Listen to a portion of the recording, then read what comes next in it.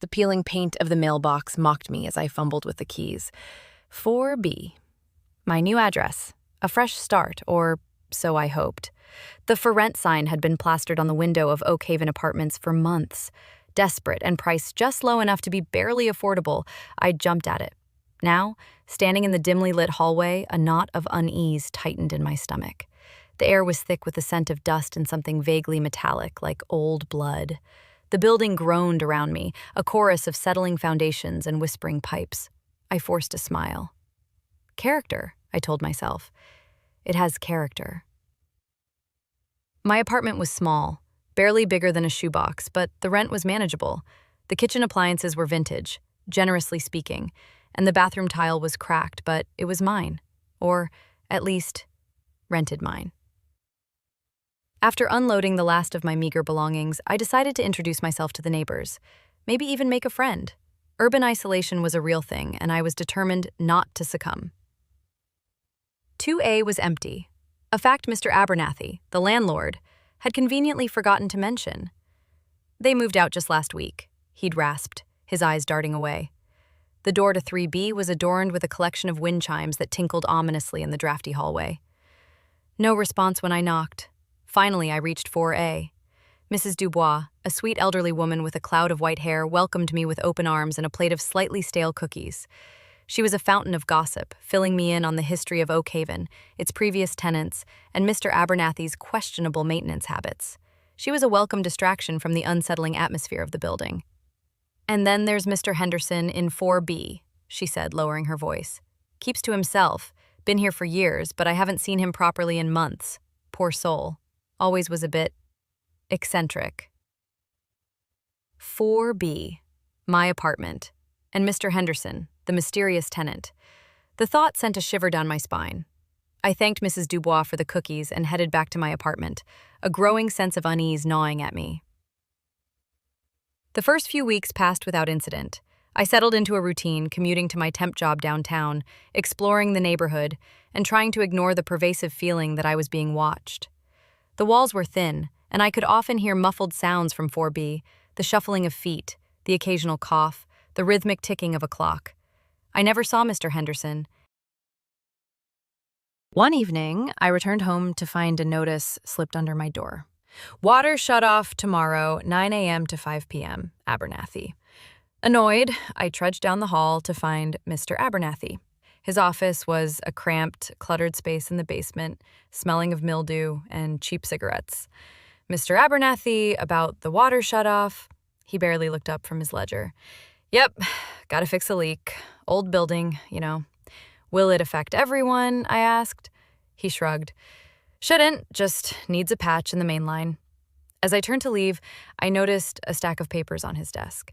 Rent applications, leases, and something else. A file, thick and yellowed, labeled Oak Haven, Historical. Curiosity piqued. I lingered a moment longer. Everything all right, Miss, Sandra? He asked, his voice suddenly sharp. Yes, fine, I stammered, backing away.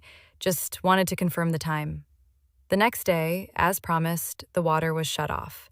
Bored and restless, I decided to do some exploring. I started with the basement. The stairs were steep and creaky, the air thick with dampness. Cobwebs clung to everything. In the far corner, I found a bank of old storage lockers, rusted and forgotten. Most were empty, but one, tucked away in the shadows, was slightly ajar. Number 4. Heart pounding, I peered inside. It was filled with old newspapers, tattered books, and a collection of dusty photographs. I carefully pulled out one of the photos. It was a picture of a young woman, smiling brightly, standing in front of Oak Haven Apartments. On the back, scrawled in faded ink, was the name Evelyn, 1988. I shuffled through the other photos, finding more pictures of young women, each with a similar inscription. Sarah, 1992, Jessica, 1997, Melissa, 2003. They were all different, but they had one thing in common, a youthful optimism that seemed tragically misplaced. A sudden noise from upstairs startled me. I quickly replaced the photo and closed the locker, my mind racing. Who were these women, and why were their pictures hidden in a forgotten storage locker? That evening, the water was still off. Frustrated, I went to find Mr. Abernathy again. His office was locked. I knocked, but there was no answer. As I stood there, debating whether to call him, I noticed something odd about the door. There were faint scratches around the lock, as if someone had tried to force it open. And the keyhole, it seemed to be slightly bent. I returned to my apartment, a growing sense of dread settling over me. I tried to distract myself with a book, but my thoughts kept returning to the photos in the basement, the locked office, and the unsettling silence from 4B. The next morning, the water was still off, and Mr. Henderson was gone. His door was ajar, and the apartment was empty. Not just empty of furniture, but empty of any sign that anyone had ever lived there. No clothes in the closet, no dishes in the sink, no personal belongings of any kind. It was as if he had vanished into thin air.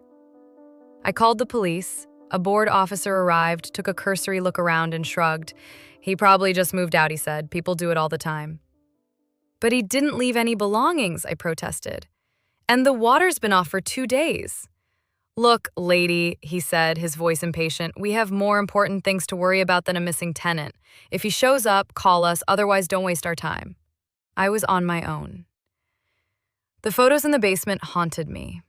I spent the next few days researching Oakhaven apartments, digging through old newspaper archives and online databases. I discovered a series of unsolved missing person cases, all involving young women who had lived in the building. Evelyn, Sarah, Jessica, Melissa. Their names echoed in my mind, a chilling litany of loss. They had all disappeared without a trace. And now, Mr. Henderson. The connection was undeniable. Oakhaven wasn't just an old, neglected building. It was a tomb, and I was living inside it. I needed to know what had happened to these women, and I needed to find out what had happened to Mr. Henderson. My investigation led me back to Mr. Abernathy. He was evasive, unhelpful, and increasingly agitated by my questions. "I told you I don't know anything about it," he snapped when I confronted him about the missing women. "They probably just ran off, young people these days, no sense of responsibility." But I saw the fear in his eyes. He knew something. I was sure of it. I decided to focus on Mr. Henderson's apartment.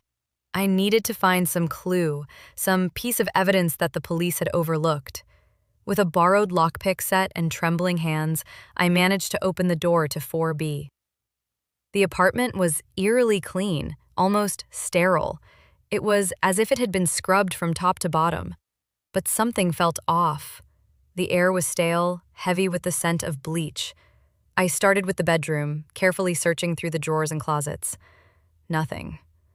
Then I moved to the living room. Underneath the threadbare rug, I found a loose floorboard. I pried it open, revealing a small, hidden compartment.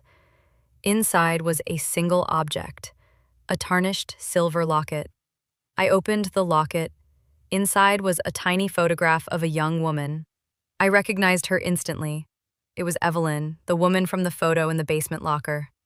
On the back of the photo was a date, July 14th, 1988, the day she disappeared. I gasped, a wave of nausea washing over me. Mr. Henderson hadn't just moved out, he was connected to Evelyn and to the other missing women. But how? And why? Suddenly, I heard a noise outside the door. Footsteps, heavy, deliberate footsteps. Someone was coming. I quickly replaced the floorboard and closed the locket, shoving it into my pocket. I barely had time to hide in the closet before the door creaked open.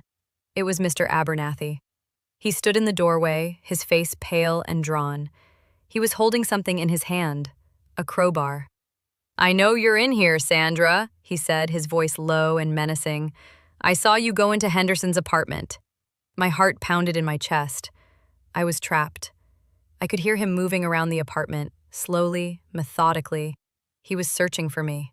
I pressed myself against the back of the closet, trying to control my breathing. He stopped in front of the closet door. I could feel his presence, his breath hot on the other side of the thin wood. "I know what you've been doing, Sandra," he said. "Poking around, asking questions. You're getting too close." The door creaked open. He raised the crowbar. I screamed, but the blow never came. A figure lunged from behind, tackling Mr. Abernathy to the ground. It was Mr. Henderson. A fierce struggle ensued. Mr. Abernathy was surprisingly strong, but Mr. Henderson fought with a desperate fury.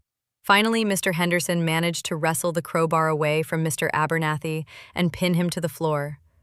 "Call the police," Mr. Henderson gasped, his voice hoarse. I scrambled for my phone and dialed 911. While I waited for the police to arrive, Mr. Henderson told me everything. He wasn't just a reclusive tenant. He was an undercover detective, investigating the disappearances of the women from Oak Haven. He had suspected Mr. Abernathy for years, but he had never been able to find enough evidence to arrest him. The locket was the key. Evelyn had been his fiancée. After she disappeared, he dedicated his life to finding out what had happened to her. He followed the trail to Oak Haven and went undercover, posing as a quiet, unassuming tenant. He was close to finding the evidence he needed, but then I showed up, asking questions and drawing attention to the case. He knew Mr. Abernathy would eventually crack. The police arrived and took Mr. Abernathy into custody. A search of his office revealed a hidden room behind a false wall. Inside, they found a collection of personal belongings from the missing women: jewelry, clothing, diaries, and a detailed ledger, documenting the dates of their disappearances and the dates when Mr. Abernathy had raised the rent on their apartments. He had been killing them to keep the rent income flowing. A sick, twisted system, fueled by urban isolation, a housing crisis, and sheer human depravity. Mr. Abernathy was eventually convicted of multiple counts of murder and sentenced to life in prison. Mr. Henderson, no longer undercover, gave a powerful testimony. I moved out of Oak Haven. The peeling paint and whispering pipes had taken on a whole new meaning. The city seemed different, bigger and more dangerous.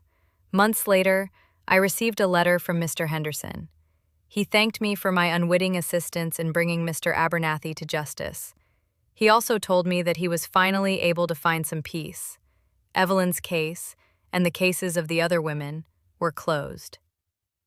I still think about Oak Haven sometimes, about Mrs. Dubois with her stale cookies and endless gossip, about the young women whose lives were cut short, and about Mr. Henderson, the quiet tenant in 4B who spent years haunted by the ghost of his fiancée. The experience changed me. I see the city differently now. I'm less naive, more aware of the darkness that can lurk beneath the surface of ordinary lives. The neglect, the housing crisis continues, and buildings like Oak Haven still exist, silent, crumbling monuments to the forgotten. And somewhere, in another city, another young woman is probably moving into an old apartment building, unaware of the secrets hidden within its walls. I just hope she is luckier than Evelyn, Sarah, Jessica, Melissa, and almost me.